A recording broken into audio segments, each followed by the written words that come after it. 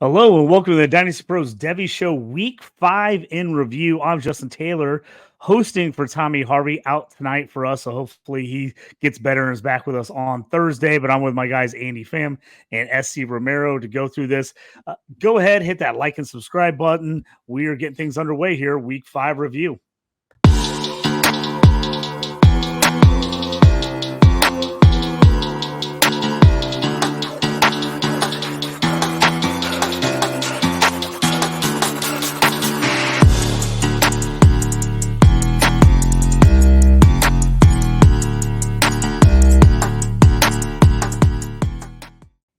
Hello, welcome to the show, fellas. Interesting to talk. Excited to talk about tonight. Just kind of that week 5. We've been seeing some great college football action lately. Let's get it started off with the kind of the game of the week. It seems like every week it's got Colorado involved with it, but USC Colorado over 7 million viewers. We got to see Caleb Williams go up against Shadur Sanders and that packed. That just seems like it's nothing but offense. What did you guys think about the that big contest in Boulder that looked like it was going to be a blowout? But then the Buffs made a game of it. Yeah, no, it was a good game. I mean, Caleb Williams just shows his resilience. He's the number one prospect in the nation, well deserved. He's just a top quarterback, rarely makes the flaws. Did throw an interception in this game. His wide receiver that I feel like stepped up a lot, that a lot of people didn't really necessarily think of him as being the one, would be Brendan Rice, son of Jerry Rice there, that legacy. He's catching him over the top, getting a touchdown in every game for him. 4 in the last 2 games, for Brendan Rice. He's a deep threat. He can definitely do better at the route running for me, but he's someone that he has the strength to go up and get that contested catch and to challenge any defensive back that wants to try to go after him. But definitely a beautiful connection that you see there. On the flip side, Colorado, I've been saying it for a while, Shadur Sanders is a great quarterback. He doesn't have the offensive line you want to see from him. And we've been needing a wide receiver to step up. And we finally did get one in Mario Miller, a freshman wide receiver there. When I was rewatching the tape about the game and everything, it's interesting, though, because I want to see him do it again, because there was a lot of whiffed plays from the USC defense that allowed him to do it. There was one play where you see Mario Miller completely do a stop route.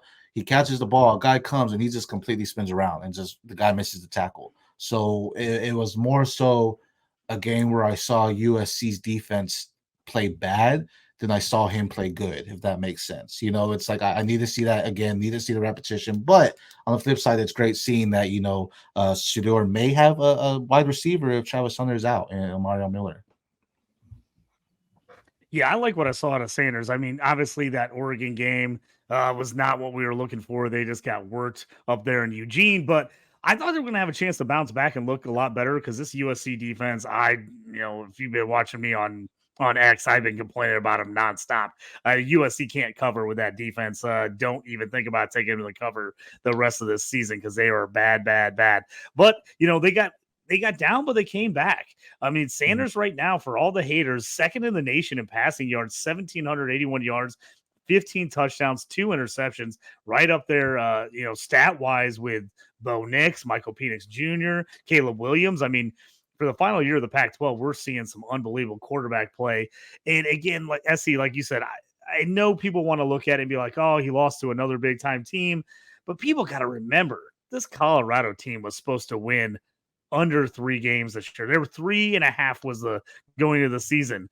So it's again a 1-win team that's come out and actually been in ball games and fought. I mean, to me, it's still really impressive, even though they've lost some of these games. I mean, if they would have won these last two games, I mean, we're talking about, the turnaround of the freaking century if they would have came out and got these 2 games done. But like you said, the O-line's just not where it needs to be whatsoever. And the fact that their defense is pretty terrible is not going to help them, especially with the offensive firepower in the Pac-12. I mean, if they were in a different conference, I could see maybe them sneaking out some more games just because they have more offense than everyone else, but they're in the one division.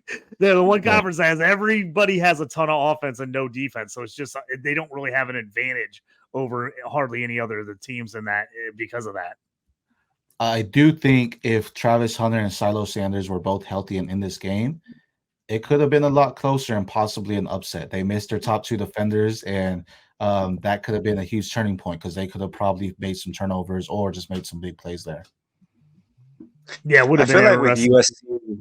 USC, I feel like with USC, I think Lincoln Riley wanted to make a point and to showcase Caleb and just to have him outdo Shador in every way. And I think it kind of bit them because if they would have just ran the ball, Colorado can't stop the run. They could have won it a lot easier, but they Mhm. made it a lot more difficult by doing that. It's funny that you say that because last week when they played Oregon, the coach came out pregame and just said, they're playing for clicks, we're playing for wins. But he also said after, like, I hope everybody saw this. What Colorado's doing with Coach Prime is beyond the sport. He's bringing more recognition, right? He's kind of that USC era when there was Pete Carroll and Reggie Bush, and just that celebrity Hollywood feel, and it's just broadcasting more so. So this everyone knew about Caleb Williams, but now, like you said, 7 million views. People are watching them play, regardless if they're winning or losing. You're getting eyes on this team, so this is an opportunity for your stars, like you just mentioned, Caleb Williams, to showcase it because there's more people watching than it would have been maybe a USC Oregon game, just because of that hype that Deion's bringing to the team with Colorado.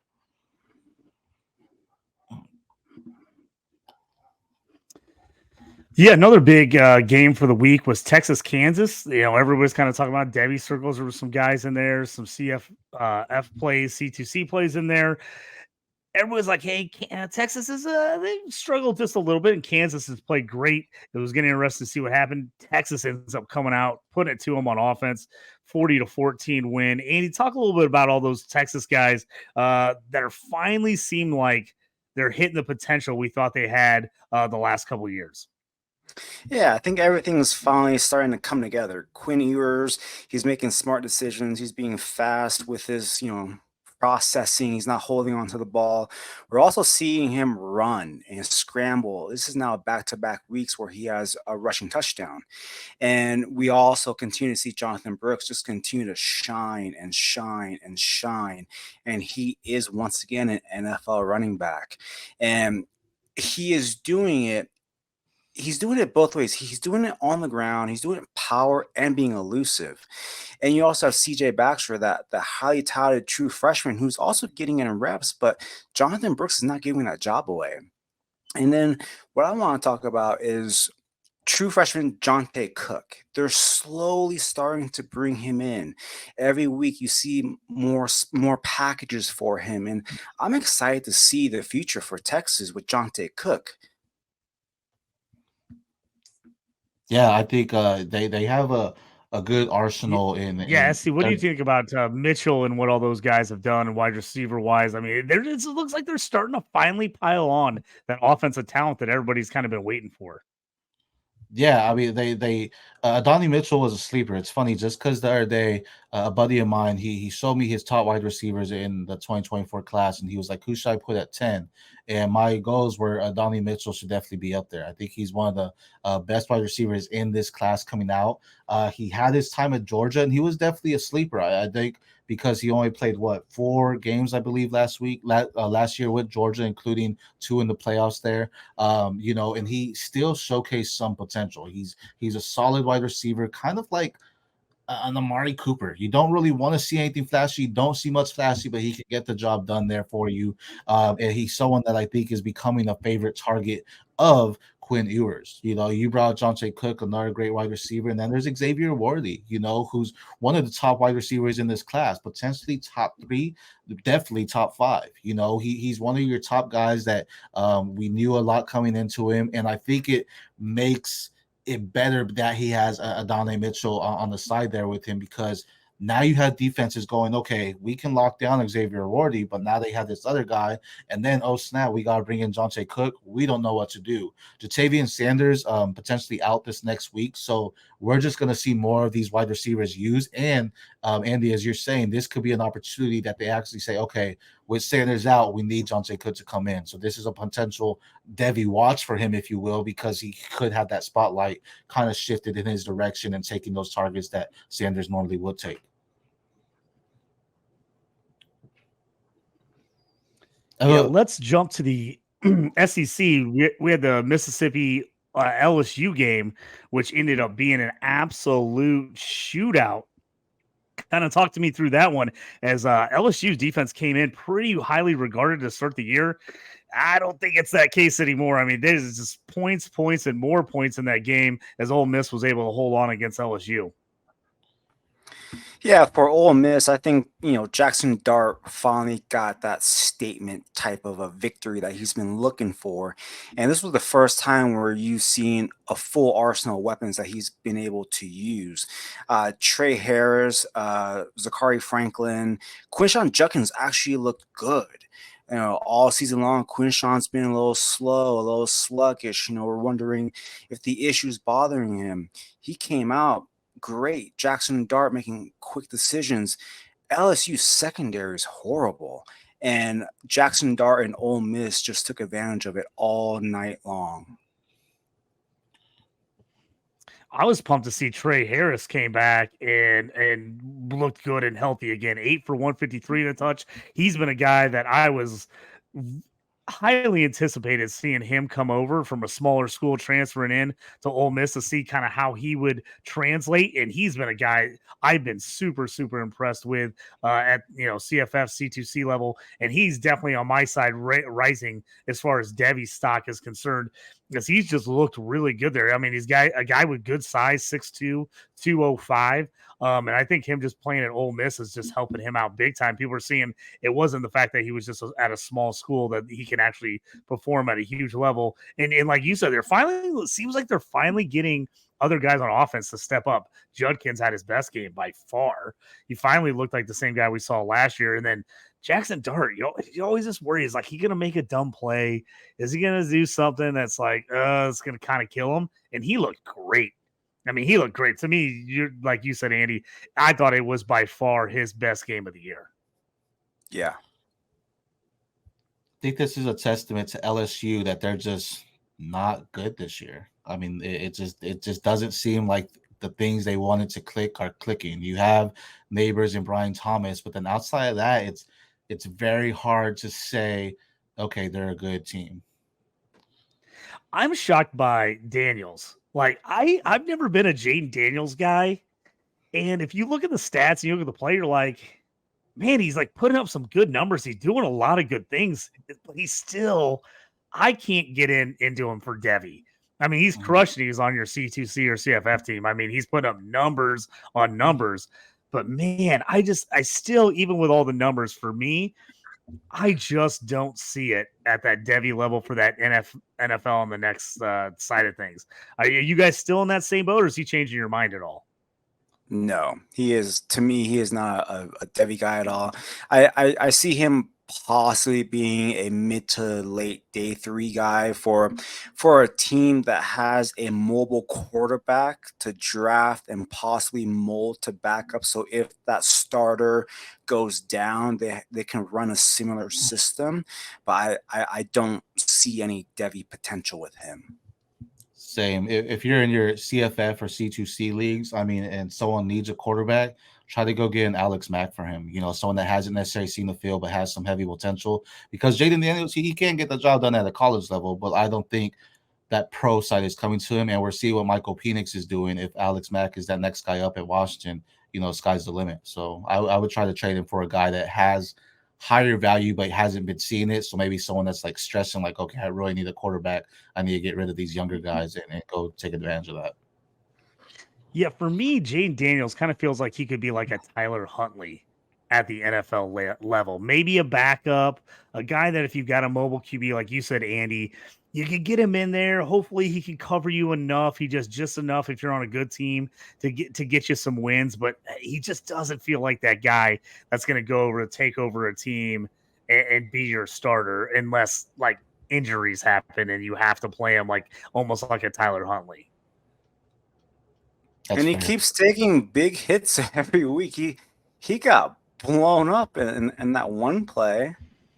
It happens like every week. You don't want your quarterback to do that. A quarterback that takes dumb hits, you don't like that. So. Well, let's stick in the SEC. We're talking a little bit about LSU. Obviously, Daniel's numbers have looked great. I think he's gotten really he's looking really good because I think Brian Thomas and Malik Neighbors have played lights out. So I think that is helping him look as good as he has. I know we're doing the review show, but I'm not going to be able to be here on Thursday for the upcoming Week 6 show, so I got to talk a little bit about it. LSU going to Missouri. Everyone's fired up at Faurot Field. Big game, big. I mean, Missouri hasn't had a top 20 game where they're both in the top 25 in a while. This is a chance to really put themselves out there and stay undefeated in the SEC. I know that LSU's been down, but this is a huge game for them. And in this game, we get two of the most talented wide receivers in the absolute country. I mean, I know we had questions coming in. I know we talked about it on some of our previous shows about Luther Burden for Missouri. Could he show out? Could he do all that stuff? The guy leads the nation in receiving right now. It's unbelievable. I mean, he has looked fantastic. 43 catches, 644 yards, leads the nation in yards. Right behind him is Neighbors at 625 yards on 40 catches. I mean, so those two guys right at the tops of the country in the SEC against some really, for the most part, pretty good cornerbacks and some guys we're going to see in the NFL. Going to be interested to see kind of how these guys match up. Brady Cook is a guy from Missouri that has blown Missouri fans away. I mean, they were calling for Horn to get the start at the beginning of the year.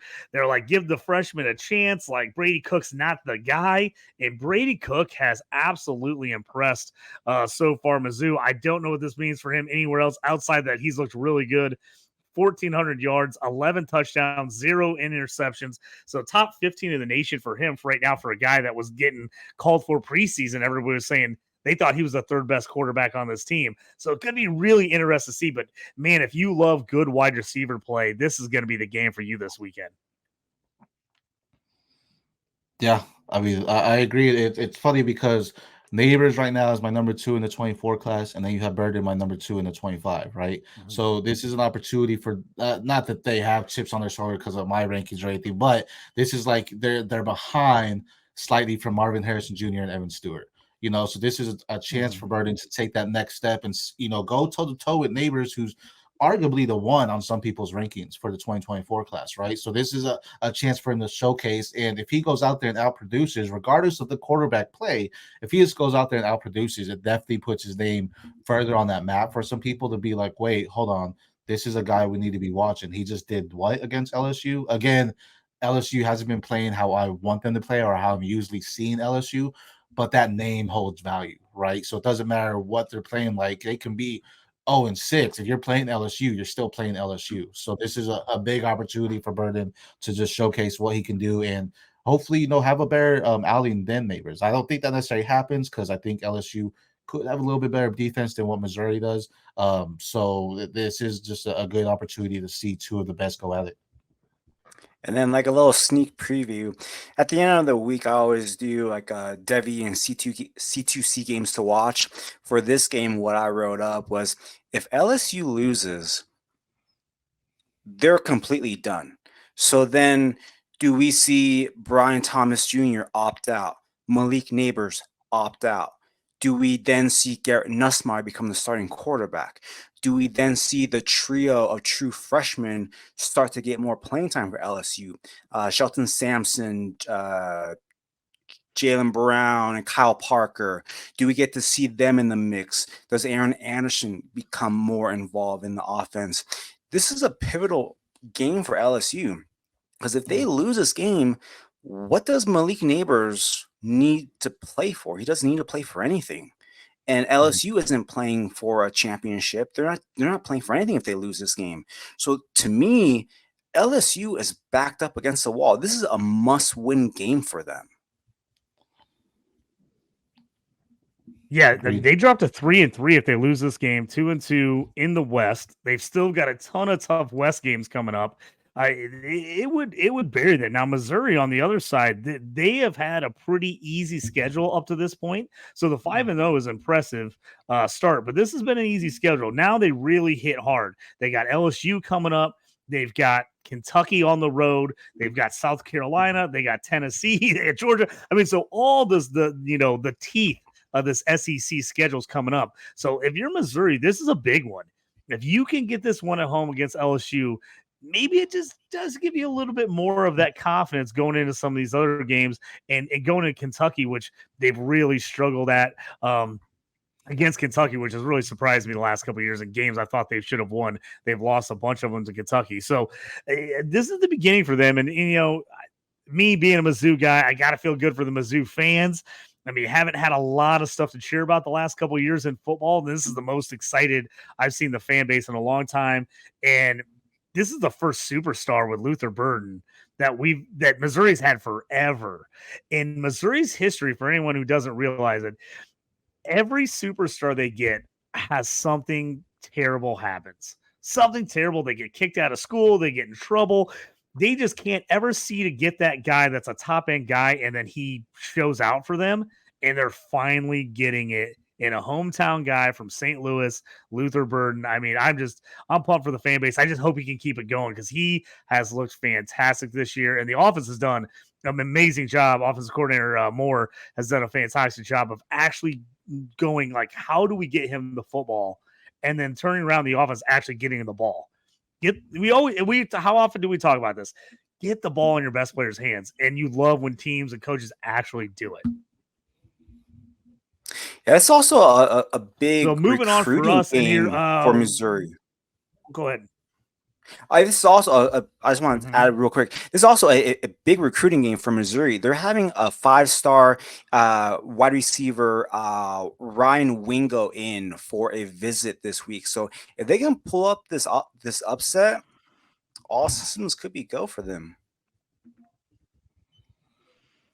Yeah, that's something it's been all over the social medias. Everybody's been going nuts about it because he was supposed to go to the Oklahoma-Texas game.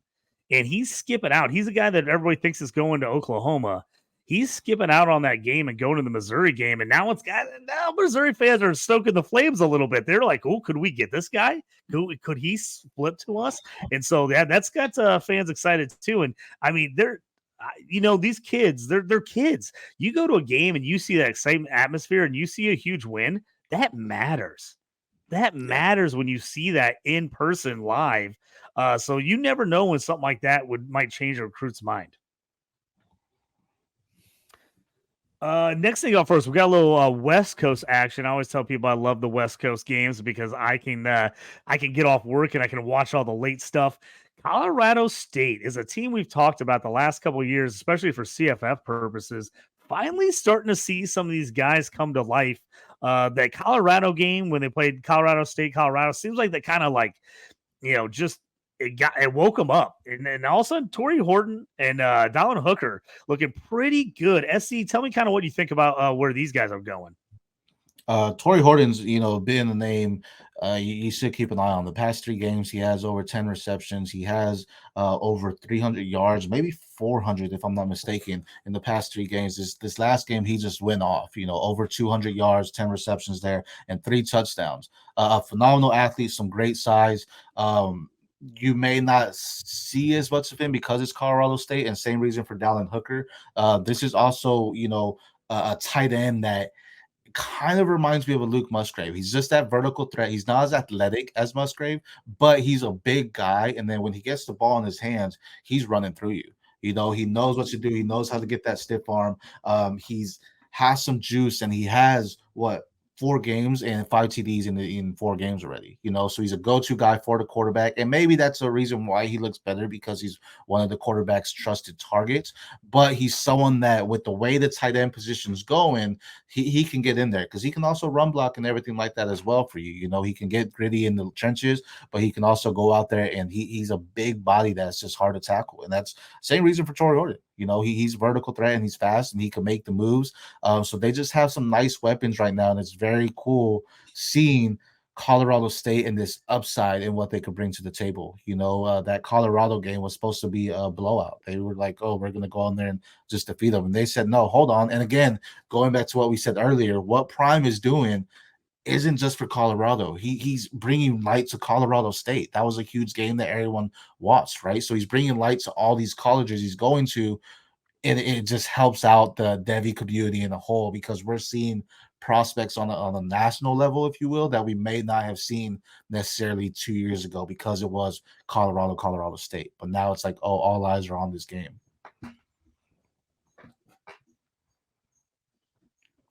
Well, in Colorado State, they've got their coaching staff has a pretty good history of producing some solid tight ends the last couple of years. Some guys that are getting some looks. There's some guys in the NFL right now looking to kind of possibly break out here over the next couple seasons. Cole Turner for the Washington Commanders, a guy that played at Nevada who looked really good there. He's looked pretty solid in some sparse time for Washington so far. So he is Hooker is a guy that the last couple weeks I actually went against him in like a couple CFF C2C games this last week, and I was like, whoa, he put up a big game. So I went back and kind of watched them, and I was like, oh, this guy, I was like, this is a guy I need to keep an eye on because he's one of those guys that maybe, for the most part, we didn't pay attention to because just you never figure out tight ends in the college game. But he's made those guys you see all of a sudden comes NFL draft time, and he's a guy that sneaks into that second or third round. You're like, oh, where did this guy come from? Trey McBride, another tight end that went there. Mm-hmm. He was a All-American tight end, kind of just one of the best in the class there. And he's someone that, once Zach Ertz is done in Arizona, he could be that top threat. You kind of see some similarities in what Dallin Hooker is doing to Trey McBride. Again, more stiff because he's just a bigger body, but they know how to develop some tight ends there. Yeah, time to get to our X poll for the Dynasty Pros Devy Show X poll that you put out every week. SC this week, what was the question? What everybody kind of jump on? I think it was something about running backs, right? Yeah, the question was just, what do you want us to touch on a little bit more? Do you want us to talk about QBs that are falling, running backs that are on the rise, or, even wide receivers that just have it, and the response was, running backs on the rise, and I want to point out Wyoming's Harrison Whaley, excuse me. Just a guy has over 100 yards in each game, over 152 actually per game in the first 3 games that he's done, 8.6 yards per carry. He had a huge game against Texas, where he went for 18 carries, 110 yards and a touchdown. They lost that game, but in games like that, you don't expect Wyoming to win, right? So you're just seeing how they work against one of those top defenses that Texas can bring. And he dominated them. This guy has been clocked at over 21 miles per hour. He's a speed threat. He can hit the hole. You blink, he's gone. He's agile and smooth when he has that footwork, and definitely just someone to keep on your radar, especially with Wyoming not having crazy competition necessarily. This is someone that if he continues to just thrive, he can be that day 3 prospect in the NFL to potentially get some time. NFL loves speed, and if he's bringing that to the table, that's someone that can definitely be on everyone's radar because he's someone that can get that, that juice to the team. Andy, what is anybody that kind of stepping up for you? You seeing that kind of moving up your rankings and on the rise? I'll talk about my guy Amani Bailey. I've talked about him in the past, and in the past I've said that he's a violent runner, and what I meant by that was in the game against West Virginia in the fourth quarter there was a drive where they just fed Amani Bailey either through handoffs or short passes, and he actually injured 3 West Virginia defenders on that drive. When you watch him run, he is a violent runner, and I think he's someone that's going to climb up the draft boards. Yeah, I like what I've seen at him. Like you said, you've been talking about him for a while. He's a guy that, I wasn't real high on my radar early, but definitely after listening to you talk about him, watching the games, I'm liking what I see out of him for sure. Another guy that really busted out this week, I mean, I think everybody saw it, was Ray Davis for Kentucky, the Vanderbilt transfer. He was a guy that kind of was getting some CFF and C2C hype before the season. People would have thought, hey, man, he was pretty solid at Vandy. Could he make a big leap at Kentucky? As you've seen, Kentucky's had some pretty solid running backs the last 5 or 10 years. He had his breakout performance of his career, 26 carries, 280 yards, 3 touchdowns against Florida. He also caught a pass for 9 yards and a touchdown. Ray Davis is the guy I wanted on all my C2C and CFF teams. I got him at a really good price, got him late. Is he got a chance to move up Devy boards? Obviously, this game put him on the map for a lot of people. He had only had one 100-yard game leading into this, but he scored in touchdown in 4 out of his 5 games. So, I mean, he's off to a solid start. The QB play has not been what they wanted at Kentucky. But what do you think about Ray Davis? Go ahead, Andy. I'll let you. He's, I think he's fine. I think he, I think he will be more of a CFF guy. I think as far as a Devy guy goes, I'm not there yet. I think if he goes drafted, it'll probably be the 6th or 7th round. I mean, just from what I've seen so far, I mean, yeah, he had a great game, but I question his traits if they will transfer to the next level. Yeah, I'm kind of with you there. It was a great game. Don't get me wrong, but man, Florida's bad this year. So it's like it Be as hard. as Florida, like we just said with LSU, it holds that value with the name, right? Because everyone wants to live in that Tebow era when they were just dominant, all that good stuff. They hold that value with the name, but Florida is bad. Being an SHC team and having Kentucky do that to you is just a testament to how bad that defense is right now, and just them not looking good at all. So I think it was more of a showing than Florida is horrible right now, then Ray Davis looked great. Don't take anything away from Ray Davis. He did look great, but it should show other teams that play them, oh snap, we can run on Florida all day. If Kentucky can do it, Mhm. we can do it too. So I'm with Andy. I don't necessarily have him as a Devy board or anything like that. Great play for your CFF teams, your C2C teams, but outside of that, he's going to be a taxi squad for you on fantasy rosters. He's not going to be anything that you're gonna start. If it is, it's that 1 week, and you have to start him that week because that's the only time he'll get some good playing time. If that,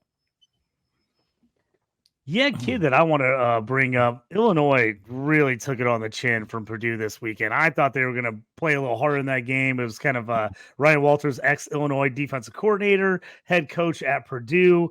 I thought this thing was going to kind of be just an old classic Big Ten brawl, and Purdue just put it to the Illini. But the one bright spot for Illinois in that was they were getting blown out. They got a chance to get freshman Caden Fegan in 11 carries, 85 yards in that one, 7-7 a carry, broke out a 19-yard gain. He's slowly but surely getting a few more carries every week. This is a kid I wanted to highlight a little bit. I'm from Central Illinois. He's from about 30 minutes south of me. Super, super small town called Arthur, Illinois, 1A school. They take four small schools, put them together. This kid coming out, people just didn't know about him. Everybody in our area knew about him, but it was one of those things where, like, how really good is this kid? He's playing, against 5'8", 145-pound guys, smaller players. Is he really that good? Or is it because he's just so much bigger and faster than everybody he goes against? Illinois got him in on a camp, and they're like, this kid's legit. He's for real. They offered him right away. They wanted to get on him before anybody else got on him. The first D1 player ever from this school, ever in any sport. I mean, guy's amazing. He is sneaky good, great size. He was one of those guys coming out. He was considered an athlete. He just played everything in high school. He played linebacker, kick return, punt return, running back, quarterback. I mean, they put him everywhere they could to get the ball in his hands and just to make him plays. Right now, he's playing running back for Illinois. Now, does he stay there? Does he eventually move somewhere else? I don't know, but he has shown some great ability. And with Brett Bielema coming from Wisconsin and what he did with some big running backs at Wisconsin, I think he sees Cade Fegan as one of those guys that he can jump on at Illinois and make one of those Braylon Allen type of guys at Illinois. So he's a guy in Devy circles. I know coming in this year, and a lot of people are on. He was only a 3-star athlete coming out, so he wasn't one of these guys, a 5-star big time recruit. But I think he's one of those guys. He's got that ability. He just played at a super small school with not much looks. And so it was just tough. The fact that he even got 3 stars, I think, is a little bit surprising.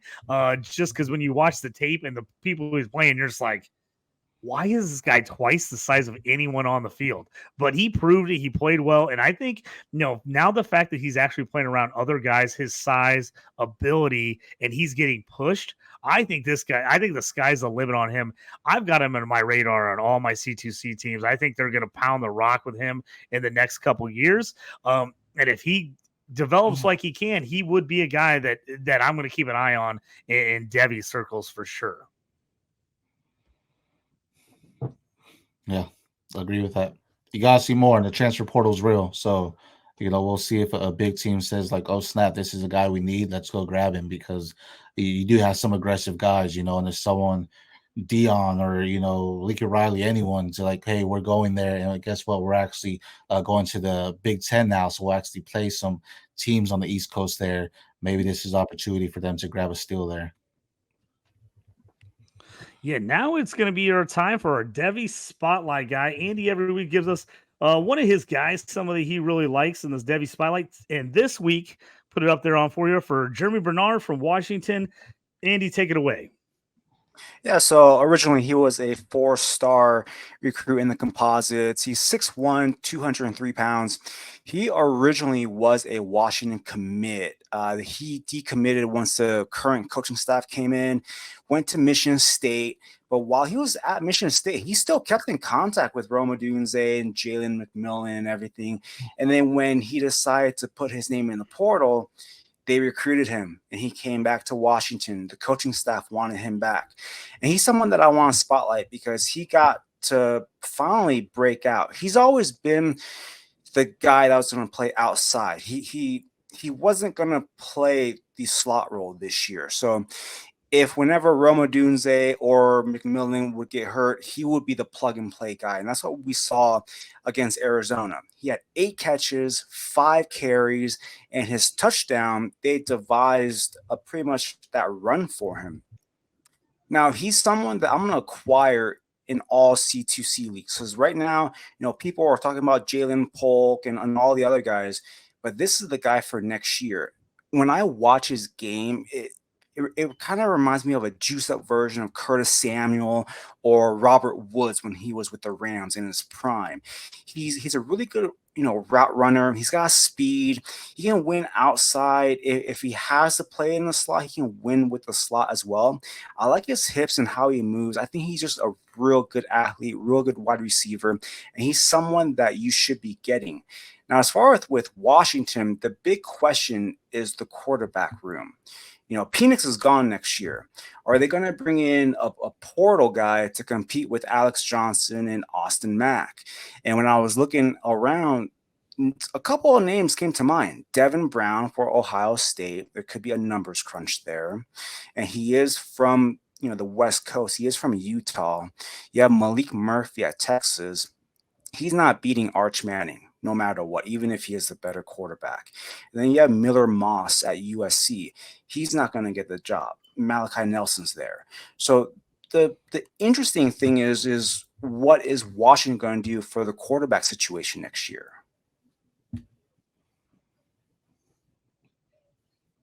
Yeah, I think that's something that it's gonna be fun, because you have freshmen that are coming in, high-rated freshmen, but then you have guys that could say, "Hey, we're not getting the love we want at these big-time schools," and they see what Washington's doing with these wide receivers, and you've said it with the system they have with Penix and how Penix is just elevated throughout his career and just stepping up this season. This is a good opportunity and a good stepping stone in to something even greater to show, hey, I can take that leap for you. Yeah, I think it's interesting where some of these quarterbacks you talk about could land. Because, yeah, you have a lot of these guys right now, they're technically the number 2 on their team. But if they get beat out again next year, which is, highly recruited freshmen and people, and that could be really interesting where some of these guys end up being. I think, Andy, you had on your list another guy you wanted to talk about, JJ McCarthy, a guy that's kind of been moving up your list. You're a resident Michigan guy. Kind of talk about what you've been seeing from JJ lately. Yeah, so he's always been my quarterback 3 for the class, and he's currently completing at 79% of his passes. He's not going to be someone that's going to throw it 50 times a game. That's not what Michigan wants to do. But if you take away that Bowling Green game where he had 3 interceptions, it was a bad game. But if you take that away, he hasn't turned the ball over at all. In all of his other games, his QBR is over 96 in all those games. When you watch his tape and the throws that he does have. You see him anticipating, throwing guys open, throwing through tight windows, and he's someone that has a very good arm, has the intangibles that the NFL is going to love. A lot of people don't remember, as a true freshman, he came in specifically for RPOs and wildcat plays because they wanted to use him as a runner. He isn't being asked to run the ball. So what he's doing is he's using those legs to extend plays, get out of the pocket if the pocket collapses, find those times for the extra time for the receivers to get open, and they're getting open, and Roman Wilson is benefiting from that. With JJ, I feel if he goes to like the Vikings or the Raiders, that would be the perfect landing spot for him. I love What that. do you think, SC? Kind of where are you thinking on JJ? He's a guy I was not super high on coming into the season, but he's starting to win me over. What do you think? He's a good quarterback. He's my QB 10 overall right now. But I definitely, to me, when it comes to quarterbacks, you want to see them throw the ball. And the reason why it's lackluster for him is kind of why he's down further. But, Andy doing that deep dive makes sense. He definitely is someone that has a good arm. He has a good IQ. He's someone that can play at that next level. And those landing spots are phenomenal. I think Las Vegas has the potential to go 101. I think they can potentially get that number 1 overall pick, and they can bring in Caleb, and that will just be phenomenal for him, right? But I mean that's a great landing spot because you think about the quarterbacks they have there and the type of play they try to run. It does fit what he's needing to do in JJ McCarthy, and plus he's getting some top receiver talent there as well. Definitely a guy that's rising on the boards, and going in, he wasn't necessarily someone I was looking at as heavy, but he definitely shows all the tangibles. He's definitely someone that can be there at that next level. I think he's going to go day 2, probably late round 2 or round 3 in the NFL draft. But then again, we still have a lot of season to go. So right now, potentially 5 quarterbacks are going in that first round. JJ McCarthy can make a name for himself and leap into that first round for sure.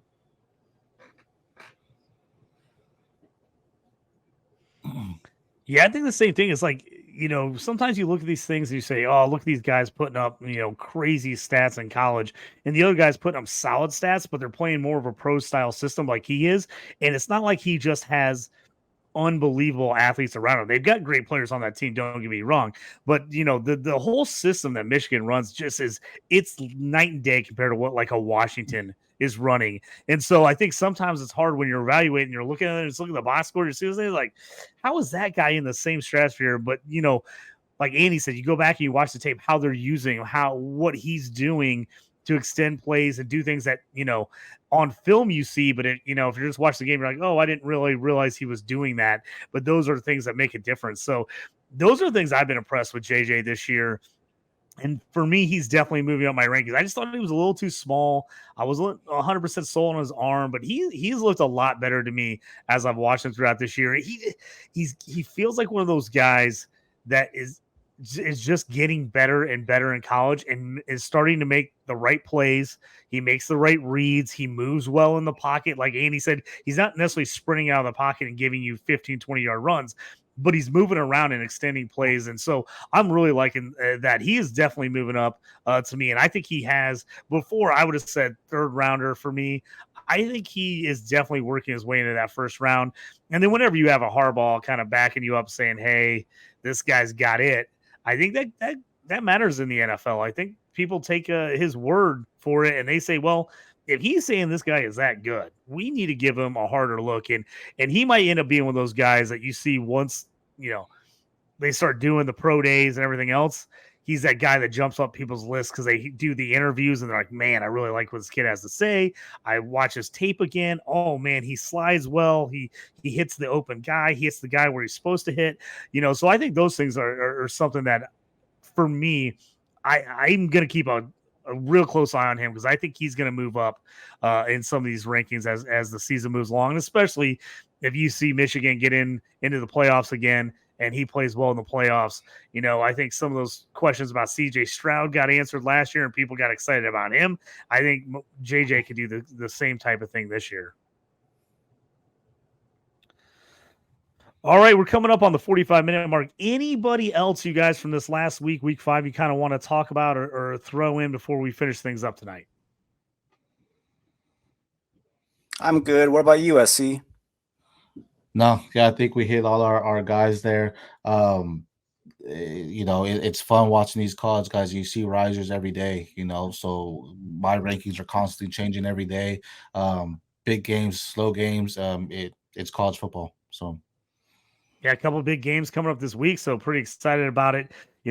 Thursday night, make sure to check us out on a Dynasty Pros YouTube channel where we'll do a little week 6 preview, talk about some of the big matchups and games and players we like coming up.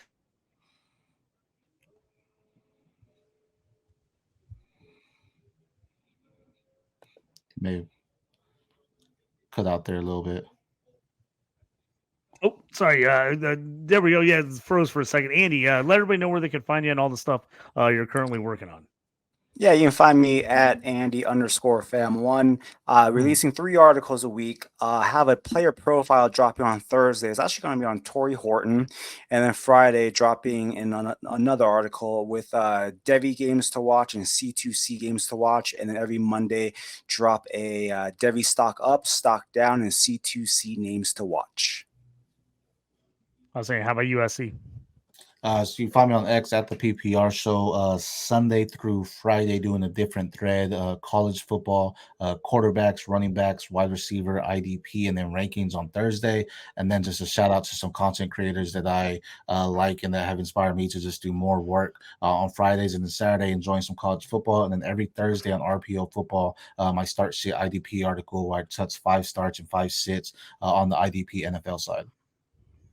Fantastic. You can find me at JT Orange. Make sure to check out my show, The Stew with JT Brew, on the Dynasty Pros YouTube channel. I give you college football bets, NFL bets, just a little bit of fantasy everything in that. If you're into IDP like SC, check out his stuff. He has great stuff. I also have an IDP article coming out every Wednesday on Fantrax, and then also my IDP rankings over there at DLF. You can always check that out as well. And then always here with you guys for the Devy Show on Tuesdays and Thursdays. Thanks, everybody, for joining us. It's been a great night. Have a good one. See you next time.